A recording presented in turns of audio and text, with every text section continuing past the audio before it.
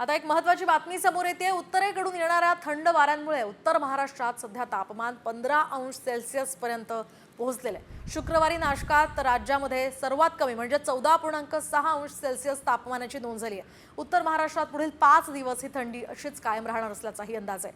हवामान विभागाने दिलेल्या माहितीनुसार उत्तरेकडून थंड वारे राज्यामध्ये येतात आणि त्यामुळे प्रामुख्याने उत्तर महाराष्ट्रात आणि मध्य महाराष्ट्रातील काही जिल्ह्यांमध्ये याचा परिणाम अधिक जाणवतोय आणि त्यामुळेच या तापमानात घट झाली आहे। अधिकची माहिती जाणून घेऊयात ग्राफिक्सच्या माध्यमातून। सध्या नाशिकमध्ये 14.6 अंश सेल्सिअस तापमान आहे, तर इतर ठिकाणी 15 पेक्षा जास्त तापमान असल्याचं कळतंय। अहमदनगरमध्ये 15.7, तर जळगावमध्ये 15.7, महाबळेश्वरमध्ये सुद्धा 15.2, तर पुण्यामध्ये 16.2 या ठिकाणी महाबळेश्वरचा सुद्धा रेकॉर्ड नाशिक। आता एक महत्त्वाची बातमी समोर येते। उत्तरेकडून येणाऱ्या थंड वाऱ्यांमुळे उत्तर महाराष्ट्रात सध्या तापमान 15 अंश सेल्सिअस पर्यंत पोहोचलेले आहे। शुक्रवारी नाशकात राज्यामध्ये सर्वात कमी म्हणजे 14.6 अंश सेल्सिअस तापमानाची नोंद झाली आहे। उत्तर महाराष्ट्रात पुढील 5 दिवस ही थंडी अशीच कायम राहणार असल्याचाही अंदाज आहे।